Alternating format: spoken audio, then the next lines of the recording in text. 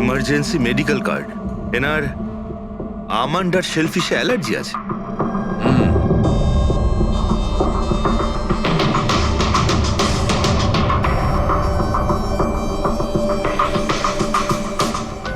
Sir, কেকটাও পুরো খাওয়া হয়নি। এই দেখুন, মনে হচ্ছে কেক কাটার কিছুক্ষণের মধ্যেই এরা সবাই মারা গিয়েছেন।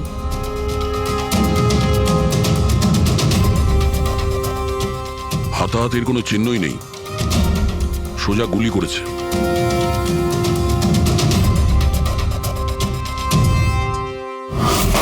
এইভাবেই গুলি চালিয়েছে।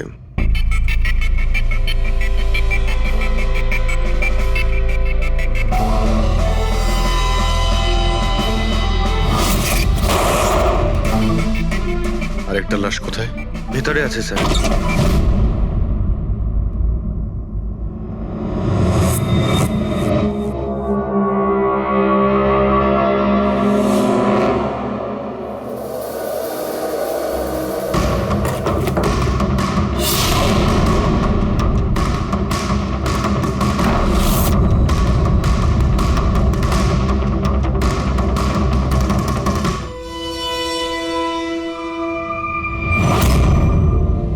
গান কেস, কিন্তু এ তো পুরো খালি।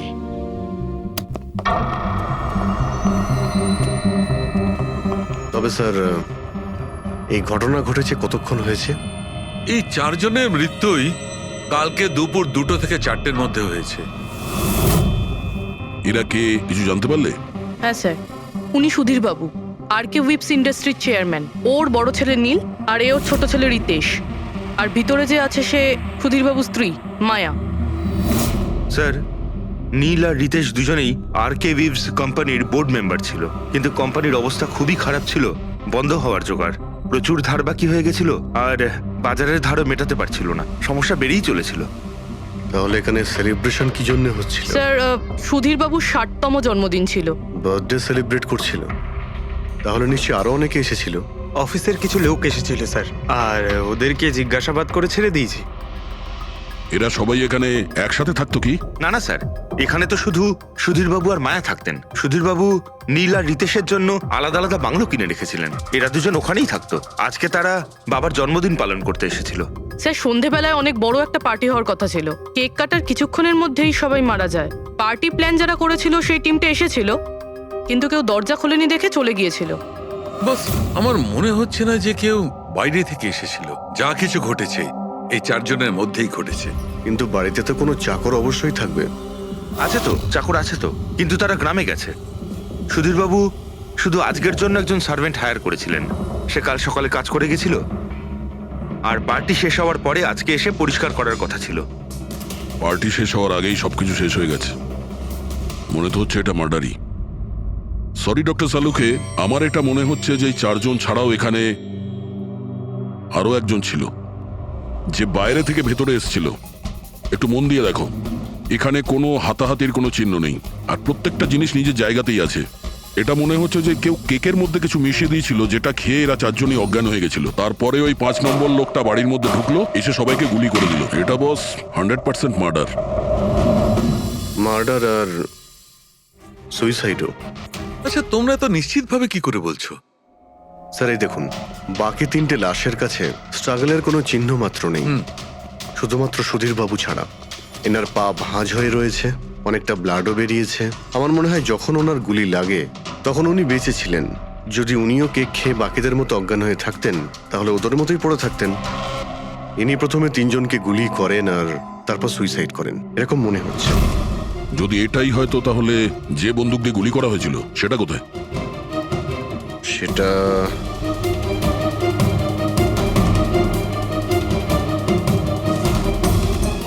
এইখানে গুলি লেগেছিল, মানে মাথাতে। সুধীরবাবু যদি এইভাবে গুলি চালান তো এইভাবেই হয়তো পড়েছেন, আর তখনই হাত থেকে বন্দুকটা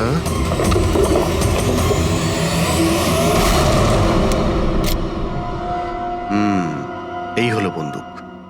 স্যার, এই দেখুন, রিতেশের ফোনটা পেলাম। স্যার, ও কেক কাটার কিছুক্ষণ পরেই নিজের সোশ্যাল পেজে এই সেলফিটা পোস্ট করেছে। বলছিলাম না, এখানে পঞ্চম ব্যক্তি থাকতেই পারে না। কিন্তু বুঝতে পারছি না কেন আমার এখনো সন্দেহ আছে। দেখুন, সন্দেহ করা তো আমাদের কাজ। একটা কাজ করে যতগুলো এভিডেন্স আছে, যতগুলো জিনিস আছে, সব বিউরোতে নিয়ে যাই, দেখি এসিপি স্যার কি বলেন। গোলমাল মনে হচ্ছে। বস, আমি ওদের পেটের মধ্যে কেকের টুকরো পেয়েছি। ওই যে কেক ওরা খেয়েছিল, ওই কেকের মধ্যে সেনেটিভ মেশানো ছিল, নেশার ওষুধ। সেনেটিভ? 3 জন খেয়েছে আর অজ্ঞান হয়ে গেছে। 4 জনই? না, 3 জন। নীল, রিতেশ আর মায়া, ওদের 3 জনের পেটের মধ্যেই শুধু কেকের টুকরো পাওয়া গেছে। তার মানে সুধীরবাবু ওই কেকটা খাননি? না দয়া, সুধীর শুধু একজনই ছিল যে গুলি চলবার সময় অজ্ঞান হয়নি। কি সুধীরবাবু নিজের জন্মদিনে এই কেক খাননি? হয়নি, কারণ ওই কেকের মধ্যে বাদাম মেশানো ছিল। কিন্তু স্যার, ওনার বাড়ির লোকের তো নিশ্চয়ই জানা আছে যে ওনার বাদাম থেকে অ্যালার্জি ছিল। এক্স্যাক্টলি। তাহলে এই কেক আনলো কেন? অদ্ভুত ব্যাপার। সুধীরবাবুর বার্থডে ছিল আর কেক ওই 3 জনে খেয়েছিল। কেক 3 জনে খেয়েছিল, কিন্তু ওখান থেকে যে বন্দুকটা পাওয়া গেছে তাতে 4টে গুলি খরচ হয়েছে, যেগুলো এদের গায়ে লেগেছে। অদ্ভুত ব্যাপার যে ওর ওপর সুধীরের আঙুলের ছাপ আর আছে। ওই বন্দুকটাও তো সুধীরবাবুর নামেই রেজিস্টার করা। তো সুধীরবাবু প্রথমে ওই 3 জনকে গুলি করে আর তারপর নিজে সুইসাইড করে। কিন্তু কেন? ঝামেলা এড়ানোর জন্য। ব্যবসা ডুবে যাচ্ছে, ধার দেনা বেড়ে যাচ্ছে, এই জন্য নিজের সঙ্গে পুরো ফ্যামিলিটাকেই মেরে ফেলে। আর কি কারণ হতে পারে? হ্যাঁ স্যার, তাই তো মনে হচ্ছে। সুধীরবাবু ইচ্ছে করেই ওই বাদামওয়ালা কেক নিয়ে এসেছিল যাতে ওনাকে না খেতে হয়, আর উনি সেনেটিভ মিশিয়ে ওই কেকটা সবাইকে খাইয়ে দেন। আর অজ্ঞান হওয়ার পরে তাদের মেরে ফেলে নিজেও আত্মহত্যা করেন। রবি, ওই রিতেশ যেটা ফটো আপলোড করেছিল না নেটে, সেটা একটু খোলো তো। কটার সময় তুলেছিল এই ফটোটা? স্যার, 2:05 আর আপলোড করেছিল? স্যার, 2:07 সালুকে একটা কথা বলো, কেক খাওয়ার কতক্ষণ পরে ওরা অজ্ঞান হয়েছিল? 20 থেকে 25 মিনিট। মানে 2:30 না 2:35? আমার মনে হয় ওরা সবাই ওই সময়ই মারা গিয়েছিল, 2:30 থেকে 3:45-এর মধ্যে। মানে সবকিছু ঘটেছে ওই 40 মিনিটের ভেতরেই। 1 মিনিট, ওই দেখো, ওই ছায়াটা কার? ওই শ্যাডো? এই 4 জন তো এখানে দাঁড়িয়েছিল, তাহলে ছায়া ওখানে গেল কি করে? সেটা ওখানে গিয়েই দেখতে হবে। এই শ্যাডোটা কার ছিল? 2:04। পর্দার পজিশন একদম ঠিক আছে তো? একদম স্যার। পজিশন নিয়ে নি। রেডি? 2:05 ইয়া। আরে এখানে তো কোনো ছায়া দেখতে পাচ্ছি না। তাহলে ওখানে ছায়া কোথা থেকে এলো?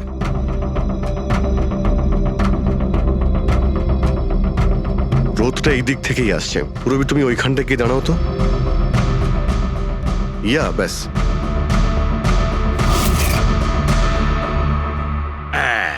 এইখানে ছায়াটা দেখা যাচ্ছে, ঠিক যেমনটা ওখানে ছিল, সেম টু সেম। আমি ঠিকই বলেছিলাম, এখানে কোনো 5 নম্বর লোক ছিল। আর সে ওখানেই দাঁড়িয়েছিল যেখানে আমি দাঁড়িয়েছিলাম। এই সেই লোকটাই হবে যে সুধীরবাবু আর তার পরিবারকে মেরেছে। আর সে আমাদের অলমোস্ট ধোকা দিয়ে দিয়েছিল যে এটা মার্ডার কাম সুইসাইড। আর ওর ছায়াই ওকে ধোকা দিয়ে দিয়েছে।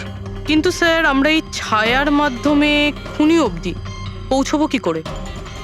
খুনির মেন টার্গেট ছিল সুধীরবাবু, আর সে ওই সময় ওখানেই দাঁড়িয়েছিল। নিশ্চয়ই চেনা জানাই কেউ হবে। কারেক্ট। খোঁজ নিয়ে দেখো সুধীরবাবু পার্টিতে কাদের কাদের ডেকেছিলেন।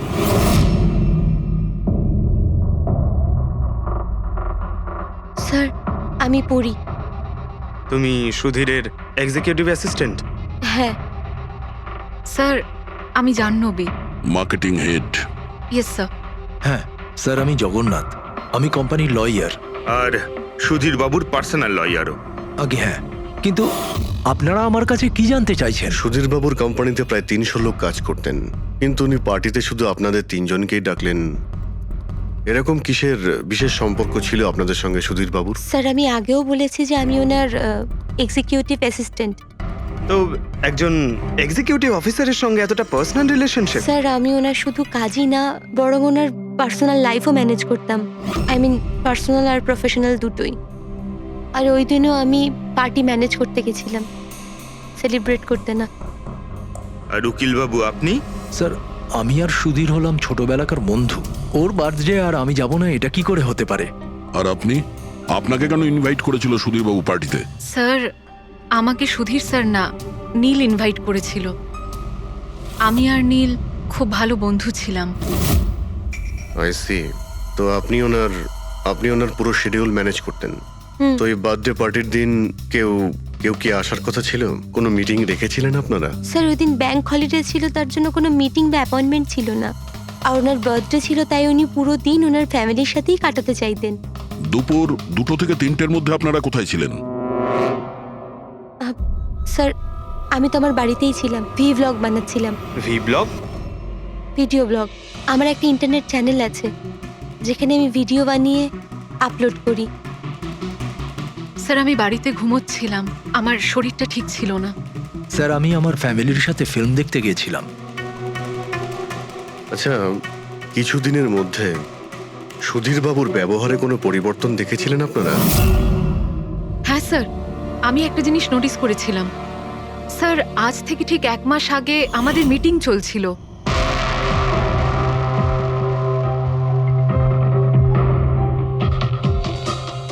স্যার কি ব্যাপার, ভেতরে এসো। ঠিক আছে, তুমি যাও।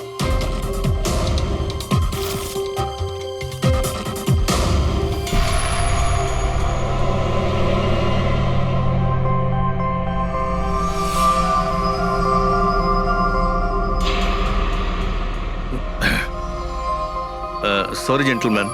Meeting is over. বাচ্চাদের পোশাক? Yes sir. আচ্ছা, আর কিছু নোটিস করেছিলেন আপনারা? কোনো অদ্ভুত কিছু? হ্যাঁ স্যার, এই 2 সপ্তাহ আগে উনি আমাকে বলেছিলেন যে উনি ওনার দলিল চেঞ্জ করতে চান। উইল বদলাতে চাইছেন কেন? জানি না স্যার, ওনার দলিলে 3 জন মানুষের নাম ছিল, একজন ওনার স্ত্রী মায়া আর 2 জন ওনার ছেলে। কিন্তু উনি চতুর্থ একজনের নাম জুড়তে চাইছিলেন, অ্যাড করতে চাইছিলেন। কি নাম ছিল ওই চতুর্থ জনের? ওনার নাম তো উনি বলেননি। আপনি কি উইলটা বদলেছিলেন? আসলে আমি পেপার সব তৈরি করে দিয়েছিলাম, ব্যাস নাম ভরে ওতে সুধীরকে সই করতে হতো। জানি না কি হলো, হঠাৎ নিজের বার্থডের কিছুদিন আগে ও আমাকে বলল যে দলিল বদলাতে চায় না, ওই পুরনো দলিলটাই থাকবে। ঠিক আছে, এই চতুর্থ ব্যক্তি আবার কোথা থেকে এলো যার নাম সুধীরবাবু নিজের উইলে ইনক্লুড করতে চেয়েছিলেন? সুধীরজির মৃত্যুর এই চতুর্থ জনের সঙ্গে কোনো কানেকশন থাকতে পারে। আমার তো এটাই কিছুতে মাথায় ঢুকছে না। বাচ্চাদের পোশাক কেউ কাউকে কেন পাঠাতে যাবে? বাচ্চাদের জামা কাপড় পাঠানো হয়েছিল, তাহলে ওই এনভেলপটা কোথায় গেল? সুধীরবাবুর রুমটা তো আমরা ভালো করে চেক করেছি, ওখানে তো কিছুই পাইনি আমরা। বাড়িতে নয় তো অফিসে?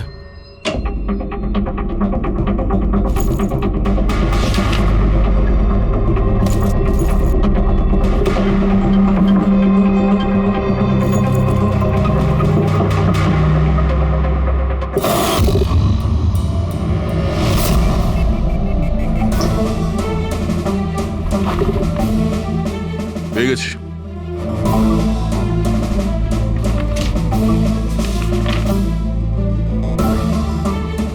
আরে, এতে তো দেখছি কোনো পোস্টাল স্ট্যাম্প বা যে পাঠিয়েছে তার নামই নেই। তাহলে পার্সেল এখানে পৌঁছলো কি করে? মনে হচ্ছে এই এনভেলপটা সোজা কেউ কোম্পানির পোস্ট বক্সে ঢেলে দিয়েছিল।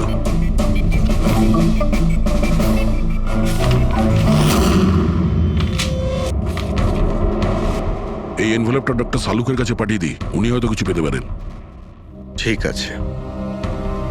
আচ্ছা, এই জাহ্নবী বলছিল যে এই পার্সেলটা দেখে মিস্টার সুধীর একদম চমকে গিয়েছিলেন।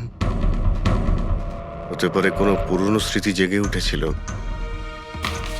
আর তারপর উনি কাউকে কলও করেছিলেন হয়তো। আগের মাসের কল ডিটেলস সুধীরবাবুরটা দেখি এই এনভেলপ পাওয়ার পরে সুধীরবাবু সবার আগে কাকে ফোন করেছিলেন? সুধীরের ফোন এসেছিল অনেক বছর বাদে। কি কথা হয়েছিল আপনাদের দুজনের? খুব রেগেছিল যে আমি ওকে কেন এনভেলপটা পাঠিয়েছিলাম, কিন্তু আমি তো ওকে এনভেলপ পাঠাইনি। কিন্তু কোনো কারণ তো ছিল যাতে সুধীরবাবু আপনাকে সন্দেহ করেন। হ্যাঁ নিশ্চয়ই, ওই এনভেলপে বাচ্চার জামা ছিল। ওর মনে হয়েছিল ওটা সেই জামাটাই যেটা আমি আর সুধীর আমাদের সন্তানের জন্য কিনেছিলাম। আমাদের বাচ্চার জন্য আমার আর সুধীরের সন্তান। 30 বছর আগে আমি আরকে ওয়েবস কোম্পানিতে অ্যাকাউন্ট ডিপার্টমেন্টে কাজ করতাম। সুধীরের বাবা সেটার মালিক ছিল। ওখানেই সুধীর আর আমার সম্পর্ক হয়েছিল। আর কিছু বোঝার আগেই আমি বুঝতে পারি যে আমি সুধীরের সন্তানের মা হতে চলেছি। তো আপনাদের দুজনের বিয়ে হয়নি? না, হয়নি। সুধীর তো কথা দিয়েছিল, কিন্তু ওর প্যারেন্টস রাজি হয়নি, কারণ আমি ওদের স্টেটাসে ছিলাম না। ওনারা তো সুধীরের বিয়ে অনেক বড়লোক বাড়িতে আর সেম স্টেটাসে করতে চেয়েছিলেন। তারপরে ওর প্যারেন্টস আর ফ্যামিলি খুব চেষ্টা করেছিল ওকে, আমাকে, এমনকি আমার ফ্যামিলিকেও বোঝানোর জন্য যে আমি বাচ্চাটাকে নষ্ট করে দিই। আমিও ঠিক করেছিলাম যে যাই হয়ে যাক আমি আমার সন্তানকে জন্ম দেবই। 15ই মার্চ 1990 সালে আমার সন্তান এই পৃথিবীতে এসেছিল, কিন্তু সেই রাতেই ও মারা গিয়েছিল। যে বাচ্চাটাকে কোলে নিয়ে আদর করছিলাম, ছোট ছোট জামা কাপড় পরাচ্ছিলাম, কিচ্ছু করতে পারিনি আমি। আমি ভেবেছিলাম যে এরকম সময় তো সুধীর আমার পাশে থাকবে, আমাকে সাপোর্ট করবে, কিন্তু ও তো এর আগেই আমার সাথে কথা বলাটাও বন্ধ করে দিয়েছিল। আর ওই মাসেই ও মায়াকে বিয়েও করেছিল। তো সেই জন্যই আপনি আজ অব্দি বিয়ে করেননি আর এখানে একাই থাকেন? হ্যাঁ, সুধীরবাবু আপনার সঙ্গে যা যা করেছেন তার জন্যে খুব কষ্ট হয়েছে আপনার, হয়তো খুব ঘেন্না করতেন ওকে। আমার থেকে বেশি ঘেন্নাও কে আর কেই বা করতে পারে। উনি আপনাকে আপনার অধিকার দেয়নি, আপনি সম্পত্তিতে ভাগ চাইলেন, আর যখন সম্পত্তি উনি আপনাকে দিলেন না তখন আপনি রেগে গেলেন আর মেরে দিলেন ওকে। আমি ওকে মারিনি, আর আমি ওকে কেন মারবো? আমি তো চেয়েছিলাম যে ও বেঁচে থাকুক আর সারা জীবন কষ্ট পাক। যেদিন সুধীরবাবু মারা যান সেদিন দুপুরবেলা আপনি কোথায় ছিলেন? আমি বাড়িতেই ছিলাম। আপনার কাছে কোনো উইটনেস বা প্রমাণ আছে? কোনো প্রমাণ নেই। হ্যালো, হ্যাঁ স্যার। ওকে স্যার, হ্যাঁ এখানেই আছেন, আমি বলে দিচ্ছি। হ্যাঁ, ইয়েস স্যার। স্যার সালুমকে স্যার ফরেন্সিকে ডাকছেন তাড়াতাড়ি, বলছিলেন যে কিছু দেখাতে চান। ওকে। শুনলে তো বিশ্বাসই করতে পারবে না বস। ওই এনভেলপটাকে যখন আমি ভালো করে পরীক্ষা করলাম তাতে কোনো ফিঙ্গারপ্রিন্ট তো পাইনি, কিন্তু ওই এনভেলপ থেকে আমি ডিএনএর জন্য স্যাম্পল পেয়ে গেছি। যে ওই চিঠিটা পাঠিয়েছে সে মনে হয় মুখ দিয়ে থুতুর সাহায্যে ওটাকে সেঁটে দিয়েছে। আর এইভাবে ওই এনভেলপ থেকে আমি স্যালাইভা স্যাম্পল পেয়ে গেছি, যার থেকে ডিএনএ টেস্ট করতে পারবো। কিন্তু ডক্টর, ডিএনএ টেস্টিং এতে তো 4 থেকে 6 সপ্তাহ লাগবে। হ্যাঁ, আর আমি 5 দিনের জন্য যাচ্ছি দিল্লি এক কনফারেন্সে, কিন্তু তার আগে আমি কিছু প্রাইমারি টেস্ট করিয়ে নিয়েছি। তো স্যার আপনি এই টেস্ট থেকে কি পেলেন? এই টেস্ট থেকে আমি জানতে পেরেছি যে এটা যার ডিএনএ হোক না কেন তার ডিএনএ সুধীরবাবুর ডিএনএর সঙ্গে ম্যাচ করছে। কি? তার মানে এই যে তার মানে হচ্ছে এইটা যে এই চিঠিটা পাঠিয়েছে সেটা সুধীরবাবুর কোনো রক্তের সম্পর্কের লোক। তার মানে সুধীরেরই নিজের কেউ সুধীরকে ব্ল্যাকমেল করছে, কিন্তু কে কে হতে পারে? স্যার, অদিতির পেটে যে বাচ্চাটা ছিল সেটা তো মরা অবস্থায় জন্মেছিল। হ্যাঁ, আর রইল বাকি সুধীর বাবুর 2 ছেলে নীল আর রিতেশ। ওরা দুজন আবার সুধীর বাবু আর অদিতির গোপন রহস্যটা জেনে ফেলেনি তো? হতে পারে তার জন্যই ব্ল্যাকমেল করছিলেন, বাচ্চাগুলোর পোশাক পাঠিয়ে। আচ্ছা স্যার, ওই যে বাচ্চাদের পোশাক পেয়েছিলাম ওগুলো কি সত্যি পুরনো নাকি ময়লা টয়লা করে পুরনো দেখানোর চেষ্টা করা হয়েছে? আমি ওগুলোকে স্পেশালাইজড ল্যাবে পাঠিয়ে দিয়েছি চেক করার জন্য, তাড়াতাড়ি জানা যাবে। আচ্ছা পুরবি সুধীরবাবুর ছেলের ব্যাপারে কি জানতে পেরেছো? কি করতো? স্যার, 1 বছর আগে সুধীর বাবু নিজের কোম্পানিতে নিজের ছেলেদেরকেই বোর্ড মেম্বার বানিয়েছিলেন, আর তারপর থেকেই কোম্পানি লসে যেতে শুরু করলো। ওরা কোম্পানির টাকা নিয়ে নিজেরাই নয়ছয় করতো, দামি দামি গাড়ি, প্রচুর শখ মেটাতো, সবকিছু করতো, শুধু কাজ বাদ দিয়ে। কিন্তু স্যার সুধীরবাবু তার ছেলেদের খুব ভালোবাসতেন, দুজনের জন্য আলাদা আলাদা বাংলো। আচ্ছা, এটা নয় তো যে ওদের দুজনের মধ্যেই কেউ ওই এনভেলপটা লেটার বক্সে ফেলেছিল? কিন্তু একটা কথা কিছুতেই মাথায় ঢুকছে না, এই ব্ল্যাকমেলিং কেন? আরে ভাই, টাকার জন্য। কোম্পানি ডুবে যাচ্ছিল। কারেক্ট। কোম্পানি কাঙাল হওয়ার আগে যা কিছু গুছিয়ে নিতে পারো গুছিয়ে নাও। যদি সুধীরবাবুর 2 ছেলে তাদের বাবাকে টাকার জন্য ব্ল্যাকমেল করে থাকে তাহলে নিশ্চয়ই ওনার ব্যাংকের অ্যাকাউন্টে নিশ্চয়ই টাকা এসে থাকবে, খুব বড় রকমের ফিগার। একটা কাজ করো, এই দুজনের পার্সোনাল অ্যাকাউন্ট, কোম্পানি অ্যাকাউন্ট সব চেক করো, দেখো কোনো বড় অ্যামাউন্ট এসেছিল কিনা। স্যার স্যার কিছু পেয়েছি স্যার। আরকে ভিপস ইন্ডাস্ট্রি থেকে কোটি টাকা ট্রান্সফার হয়েছে স্যার। কার অ্যাকাউন্টে ট্রান্সফার হয়েছে? 1 মিনিট দেখছি। এগুলো রিতেশ আর নীলের অ্যাকাউন্টই হবে? না স্যার, প্রাইভেট অ্যাকাউন্ট, রেচেলের নামে। কোন টাকা? আপনারা কি নিয়ে কথা বলছেন? আমি কিচ্ছু জানি না। কোন টাকা? সেই টাকাটা যেটা আরকে ভিপস এর অ্যাকাউন্ট থেকে তোমার অ্যাকাউন্টে ট্রান্সফার হয়েছে। এবার কিছু মনে পড়েছে? ওটা তো আমার স্যালারি, আমি ওখানে কাজ করতাম। স্যালারি? 11 কোটি স্যালারি? হ্যাঁ, তাও আবার 2 সপ্তাহের। ওই হিসাবে তো তোমার মান্থলি স্যালারি 22 কোটি টাকা হবে। কি কাজ কি করো তুমি? ব্ল্যাকমেলিং এর কাজ। তুমি আর রিতেশ দুজন মিলে সুধীর বাবুকে ব্ল্যাকমেল করছিলে। দেখো রিচেল, আমরা খুব ভালো করেই জানি যে তুমি আরকে কোম্পানিতে একদিনের জন্যও কাজ করনি। এবার পরিষ্কার করে সত্যিটা বলবে নাকি? রিতেশ কিন্তু আর নেই, তাই যত শাস্তি সব তোমাকেই কিন্তু পেতে হবে। ব্ল্যাকমেলিং আর এক্সটর্শনের শাস্তি জানো তুমি? আমি কাউকে ব্ল্যাকমেল করিনি। তাহলে সুধীর বাবু কি তোমাকে 11 কোটি টাকা এমনিই দান করে দিলেন? সুধীর আঙ্কেল তো ওই টাকা ট্রান্সফারই করেননি। তাহলে কে করেছিল? আমার বয়ফ্রেন্ড রিতেশ। ও আমাকে বলেছিল যে ওর কোম্পানির টাকা ও কিছুদিনের জন্য অন্য কোথাও রাখতে চায়। অন্য কোথাও? কেন? জানি না, আর আমি জিজ্ঞাসাও করিনি। তুমি রিতেশকে জিজ্ঞাসা করনি, আর যখন রিতেশ মারা গেল তখন পুলিশকেও বলনি। আমি ভেবেছিলাম যে রিতেশ তো আর বেঁচে নেই, তাই তাই টাকাগুলো আমি রেখে দিই। কেউ কি করে জানতে পারবে? কিন্তু সুধীর বাবুর ফ্যামিলিকে মারতে পারে কারা? পরি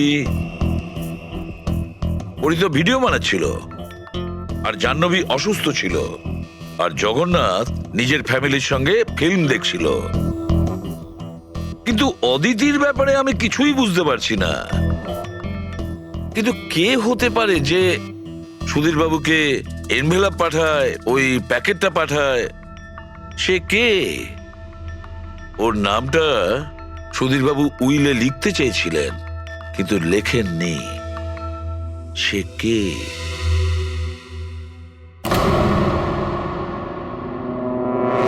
প্রেমের দ্বিতীয় কেকটা কোথা থেকে আসলো? হ্যাঁ স্যার, এখানে দুটো কেক। সেটাই তো, যখন বার্থডে ছিল সুধীর বাবু তার নিজের ফ্যামিলির সঙ্গে, ছোট কেকটা কেন কাটতে যাবে যেখানে এত বড় কেকটা রয়েছে এর সামনে? স্যার, যাতে ও রাতে পার্টিতে বড় কেক খেতে পারে। আরে ভাই, সুধীর বাবু কি 18 বছরের বাচ্চা ছিল নাকি যে নিজের বার্থডেতে দুটো কেকের অর্ডার দেবে? স্যার, হতে পারে এই কেকটা ওনাকে কেউ গিফট করেছে, এই কিন্তু বাদামওয়ালা সেটা কেক। তো বক্সে নিয়ে আসবে, আর তার উপরে কেক শপের নামটাও লেখা থাকবে। না স্যার, ওখানে তো আমরা কোনো বক্স পাইনি। ছিল না? হতে পারে কেউ এই কেকটা বাড়িতে বানিয়েছে, সেই জন্যই আমরা ওখানে বক্স পাইনি। কিন্তু এই আমন্ড দেওয়া কেক পাঠালোটাকে? স্যার, হ্যাঁ, স্যার আমি জাহ্নবীর সোশ্যাল প্রোফাইল চেক করছিলাম। স্যার, এখানে ওর অনেক ছবি আছে যেখানে ও কেক আর পেস্ট্রি বেক করছিল। বেকিং ও খুব পছন্দ করে। হ্যাঁ, আমি বেকিং পছন্দ করি, তাতে কি? তো কিছু না, তুমি বাদামওয়ালা কেক বানিয়েছিলে না সুধীর বাবুর জন্য? আমি যখন জানি যে ওনার বাদামে অ্যালার্জি, তাহলে আমি ওনার জন্য বাদাম কেক কেন বানাবো? কারণ তুমি চাইছিলে যে উনি কেকটা না খান, যদি খেতে অজ্ঞান হয়ে যেত না। আর তুমি চাইতে যখন তুমি ওকে মারবে তখন যেন ওর জ্ঞান থাকে, কষ্ট পায় তোমার সামনে, প্রাণ ভিক্ষা করে, তাই না? আরে আমি সুধীর আঙ্কেলকে কেন মারবো? তুমি কেকের মধ্যে সেনেটিভ মেশাওনি রিতেশ, নীল আর মায়াকে মারার জন্য? আপনারা এইসব কি বলছেন বলুন তো? ব্যাস ব্যাস, অনেক হয়েছে। তুমি বলেছিলে না যে ওই দিন তুমি অসুস্থ ছিলে আর বাড়িতেই ছিলে? কোথাও তুমি যাওনি। তুমি পার্টিতে কিভাবে গিয়েছিলে কিনা পার্টিতে? আমি সত্যি 2-3টে পর্যন্ত ঘুমিয়েছিলাম। তারপর ঘুম থেকে ওঠার পর আমার মনে হলো যে আমি একটু বেটার ফিল করছি, আর তাই আমি পার্টিতে চলে যাই। এতে আমার কি অন্যায়? তুমি যদি রাত 2টো থেকে 3টে অবধি সত্যিই ঘুমিয়েছিলে, তাহলে 2:30টার সময় যখন সুধীর বাবু মারা যান তখন তোমার মোবাইল ওনার ঘরের সামনে গেল কি করে? দেখো জাহ্নবী, মিথ্যে বলে কোনো লাভ নেই। আমরা তোমার মোবাইলের রেকর্ড চেক করে দেখেছি। যে সময় সুধীর বাবু মারা যান সেই সময় তোমার ফোনের লোকেশন ওনার বাড়ির কাছেই ছিল। এবার সত্যি বলবে নাকি আরো টাইম ওয়েস্ট করতে চাও? আমি আর নীল একে অপরকে ভালোবাসতাম। আমরা ভেবেছিলাম যে নীলের বাবার বার্থডে আমাদের কাছে একটা ভালো সুযোগ ছিল ওনাকে আমাদের ব্যাপারটা বলার। আর সেই জন্যই আমি ওখানে যাই। ওখানে গিয়ে নীলকে অনেকবার কল করি। প্রায় 1 ঘন্টা ওখানে ছিলাম আমি, কিন্তু নীলের কোনো কল আসেনি। আমি ভেবেছিলাম নীল হয়তো সময় পাচ্ছে না আমাকে কল করার। মিথ্যে কথা। তোমার মনে হয়েছিল নীল তোমাকে ঠকাচ্ছে, সেই কারণে তুমি ওকে আর ওর পুরো ফ্যামিলিকে মেরে দিয়েছো। এই আপনারা কি বলছেন বলুন তো? আমি বেকিং করতে ভালোবাসি, তার মানে তো এটা নয় যে খুনটা আমি করেছি। ইন্টারনেটে রেসিপি দেখে তো যে কেউ কেক বানিয়ে ফেলতে পারে। কেক বানানো কি এমন কঠিন কাজ? আর রিতেশের গার্লফ্রেন্ড রেচেল, ও তো বেকিং করে। আপনারা ওকে কি কেন কিছু জিজ্ঞেস করছেন না? সবাইকে জিজ্ঞেস করবো আমরা। ডাকো সবাইকে। ভীষণ ইন্টারেস্টিং কেস এটা। এরকম খুব কম হয় যে এতজনের কাছে একটা লোকের প্রাণ নেওয়ার জন্য সুযোগও আছে আর মোটিভও আছে। আপনারা আবার? আরে স্যার, আমি কেন মারবো ওনাকে? আপনি নীলকে বিয়ে করতে চেয়েছিলেন, ওর ফ্যামিলির লোকেরা রাজি হয়নি। এ তো খুব বড় একটা কারণ খুন করার। আর সুধীর বাবুর ফ্যামিলির জন্য আত্মমর্যাদা, সোশ্যাল স্ট্যাটাস অনেক গুরুত্বপূর্ণ ব্যাপার ছিল। এর সবচেয়ে বড় এক্সাম্পল অদিতি দেবী। আর সুধীর বাবু এই নিজের সম্পত্তি আর স্ট্যাটাসের জন্য আপনার জীবন নষ্ট করে দিয়েছেন। তাহলে আপনার থেকে বেশি ঘৃণা আর কে করতে পারে? আমার কাছে পয়সার কোনো মূল্য নেই, আর না কোনো বিষয়ে রিগ্রেট। আফসোস তো তোমার হওয়ার কথা রাচেল। এখানে তো 5,000 টাকার জন্য মানুষ মানুষকে খুন করে, আর তুমি তো বসে বসে 11 কোটি টাকা পেয়েছো। আর আপনি? আপনার হাতে তো সুধীর বাবু তার লাইফের রিমোট কন্ট্রোল দিয়ে দিয়েছিল। আপনি সবই জানতেন ওনার ব্যাপারে। এটাও জানতেন যে উনি ওনার গানটা কোথায় রাখেন। দেখুন, আপনাদের যা ইচ্ছে বলতে পারেন। আমি আপনাকে আগেও বলেছিলাম যে আমি সেদিন ঘরে ভিডিও ব্লগ বানাচ্ছিলাম। চাইলে আমার ফোনও চেক করতে পারেন। হ্যাঁ হ্যাঁ, নিশ্চয়ই। ওই দেখি, জানা তো যাবে কিভাবে ভিডিও ব্লগ বানানো যায়।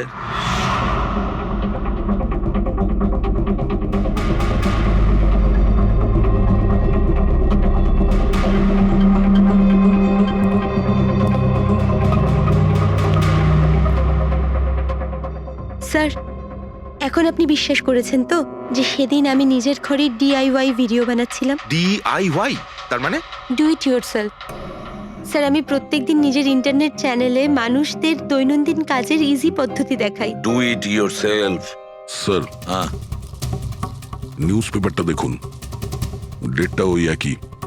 হ্যাঁ, সেটাই তো আছে। মানে ভিডিও ওই দিনই শুট করা হয়েছিল? স্যার, হ্যাঁ পুরবি। স্যার আমি মেমোরি কার্ডের ডেট আর টাইম চেক করেছি। এই ভিডিওটা ওই দিনই তৈরি করেছিল, 2টো থেকে 4টের মধ্যে। আচ্ছা, আর স্যার, পরীর মোবাইল লোকেশন ক্রস চেক করেছিলাম আমরা, তাতে দেখলাম ও সেদিন বাড়িতেই ছিল। পুরবি একটা কাজ করো, এই 4 জন লেডিসকে আলাদা ঘরে বসাও। স্যার হুম, চলো।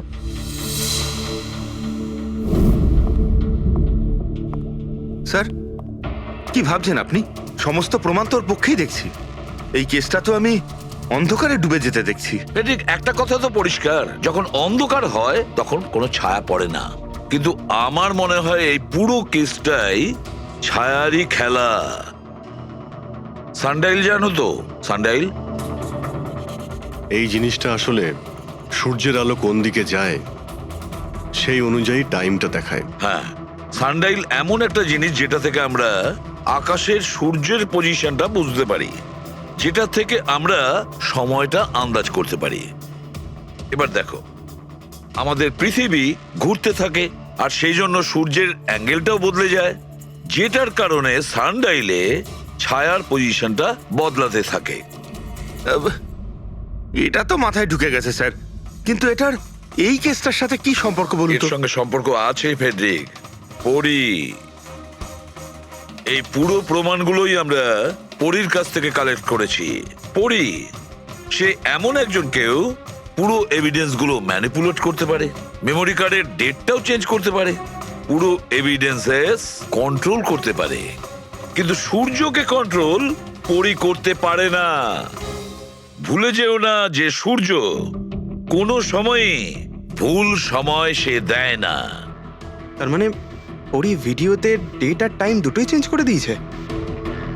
হয়তো চেঞ্জ করেছে বা করেনি, কিন্তু এখন আমরা এই ছায়াকে প্রশ্ন করব যে পরি সত্যি বলেছে না মিথ্যে বলেছে। কারেক্ট। এই সেটিংটা একদম সেরকমই হয়েছে যেমন পরীর ভিডিওতে ছিল। আর রোদও সেই রকম আছে সেদিন যেরকম ছিল। শুধু পরীর জায়গায় পুরবি দাঁড়িয়ে আছে। স্যার আমরা এখানে কি করব? আগামী 6 ঘন্টা পর্যন্ত পুরবীকে এইভাবেই দাঁড়িয়ে থাকতে হবে যেভাবে ভিডিওতে পরী দাঁড়িয়েছিল। আমরা এটাই দেখতে চাই যে যদি পরী সত্যি কথা বলে তাহলে 2 থেকে 4টের মধ্যে পুরবীর মুখে ঠিক সেই জায়গা থেকে রোদ্দুর পড়বে যেমন পরীর মুখে ছিল। আর স্যার, যদি আমার ছায়া পরীর ছায়ার সাথে ম্যাচ না করে তো? তো দেখতে হবে। ক্যামেরা অন করো।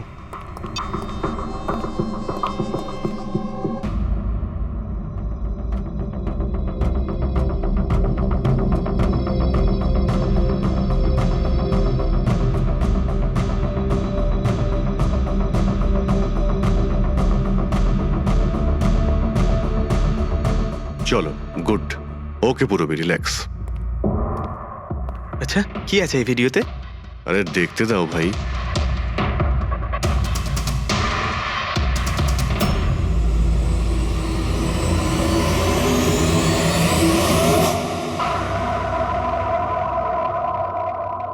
তো সকাল 11টা থেকে 1টার মধ্যে তুমি ওই ভিডিওটা রেকর্ড করেছিলে। আর তুমি খুব চালাকির সাথে ভিডিও ডেট আর টাইম চেঞ্জ করে দিয়েছো। মেমোরি কার্ডের ডেট আর টাইম বদলে দিয়েছিলে, নিজের মোবাইল ফোনটা বাড়িতে রেখে দিয়েছিলে যাতে আমরা ওখানকার লোকেশন পাই। তুমি কি মনে করেছিলে এসব করার ফলে আমরা বোকা হয়ে যাব? হ্যাঁ, না তুমি আমাদেরকে বোকা বানাতে পারলে, না আকাশে ওঠা সূর্যকে। তোমার ভিডিওতে রোডের ডিরেকশন দেখে স্পষ্টই বোঝা যাচ্ছে ওই ভিডিওটা 11টা থেকে 1টার মধ্যে শুট করা হয়েছে। চেষ্টাটা ভালোই করেছিলেন, কিন্তু রিসার্চ ওয়ার্কটা একটু দরকার ছিল। পরি তোমার ব্যাপারে আমরা সবকিছু জেনে গেছি। পড়ি, আমাদের হয়তো ম্যাক্সিমাম 4 সপ্তাহ সময় লাগবে তোমার ডিএনএ টেস্ট করে এটা প্রমাণ করতে যে তুমি সুধীর বাবুর মেয়ে, কিন্তু তাতে সত্যিটা বদলে যাবে না।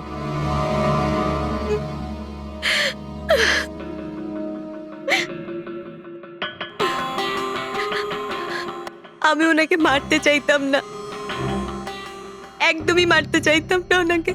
আমি তো শুধু এইটুকু চাইতাম যে উনি আমাকে স্বীকার করুক। ছোট থেকে এখনো অবধি আমি অনাথ আশ্রমে বড় হয়েছি, তার জন্য একটা ফ্যামিলি চাইতাম আমি। তুমি সুধীর বাবুর ব্যাপারে জানতে পারলে কিভাবে? ওই আমার ছোটবেলার জামা কাপড়ের জন্য। ওই জামা কাপড়ে হসপিটালের কার্ড ছিল, উনি ওটা বের করতে ভুলে গেছিলেন। ওই কার্ডে বাবার নাম্বারও ছিল। তারপর আমি বাবাকে অনেক খুঁজলাম, তখন শেষ পর্যন্ত ওনার কোম্পানির কথা জানতে পারলাম। কিন্তু তুমি ওনার কোম্পানি কেন জয়েন করলে? তুমি চাইলে সুধীর বাবুকে অন্য জায়গাতেও কথাটা বলতে পারতে যে তুমি ওনার মেয়ে। কিন্তু আগে আমি ওনার সাথে দেখা করতে চাইতাম, চিনতে চাইতাম ওনাকে। তারপর আস্তে আস্তে জানতে পারলাম যে উনি খারাপ মানুষ নন, মনের দিক থেকে খুবই বড়। তখন আমি ভাবলাম যে হয়তো ওই সময় ওনার অবস্থা খুব খারাপ ছিল, তাই অনাথ আশ্রমে দিয়েছিল আমাকে। কিন্তু এখন তো ওনার খুব ভালো অবস্থা, এখন তো উনি আমায় আপন করতে পারতেন। তাহলে ওনার সঙ্গে দেখা হতে না হতে প্রপার্টিতে ভাগ কেন চাইলে? কারণ আমি জানতে চাইতাম যে ওনার কাছে ইম্পর্টেন্ট কি, টাকা না আমি। তার জন্যই সুধীর বাবু ওনার উইল চেঞ্জ করতে চাইছিলেন। হ্যাঁ, আর এটা শুনে আমি খুব খুশি হয়ে গেছিলাম। কিন্তু সুধীর বাবু তার সিদ্ধান্ত বদলে ফেলেছিলেন, যেটা তুমি সহ্য করতে পারোনি। স্যার, ও সব ওনার ওয়াইফ আর ওনার মেয়ের জন্য হয়েছিল। ওরা এটা সহ্যই করতে পারছিল না যে বাবা আমার নাম উইলে অ্যাড করছিল। অর্থাৎ আরও একবার সুধীর বাবু আপনাকে মেনে নিতে অস্বীকার করলেন। হ্যাঁ, আর এইবারও ঠিক ফ্যামিলির জন্যই। উনি একদম বদলাননি, উনি একদম ঠিক আগের মতোই ছিলেন। সেলফিশ, সুবিধাবাদী, দায়িত্বজ্ঞানহীন। সহজভাবে নিজের ভাগটা পাননি বলে ওনাকে ব্ল্যাকমেল করতে শুরু করে দিলেন। না, আমি যখন ওনাকে প্রথম এনভেলপ পাঠিয়েছিলাম তখন আমার এরকম উদ্দেশ্য ছিল না।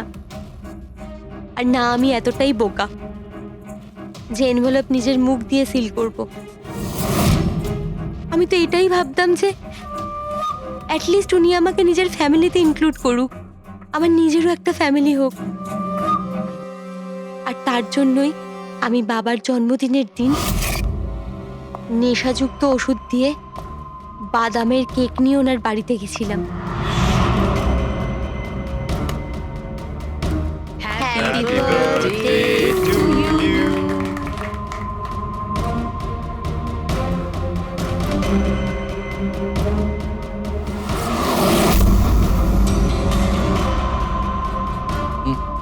আমার অ্যালার্জি আছে।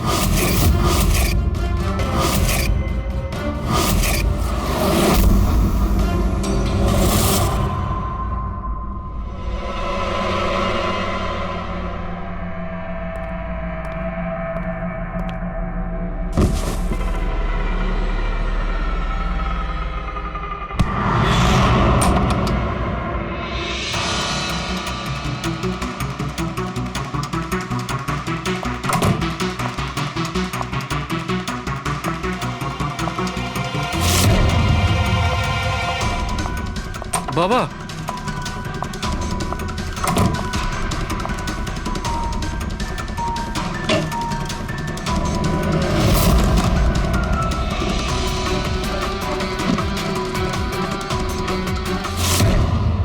তুমি সুধীরবাবুর পুরো ফ্যামিলিকে মারতে চেয়েছিলে না? তোমার লক্ষ্য পূরণ হয়েছে। এবার তোমার সঙ্গে ওনার ফ্যামিলির লাস্ট মেম্বারও শেষ হয়ে যাবে। জেল যাওয়ার আগে আমরা তোমার সঙ্গে কারোর সঙ্গে দেখা করিয়ে দিতে চাই।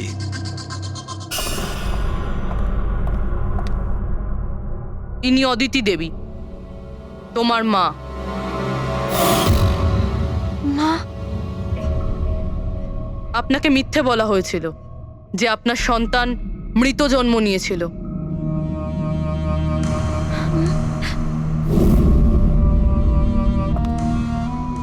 মা,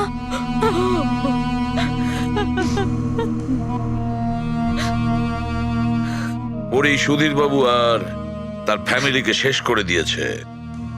আমরা দুঃখিত, আপনারা দুজন আবার বিচ্ছিন্ন হয়ে যাচ্ছেন।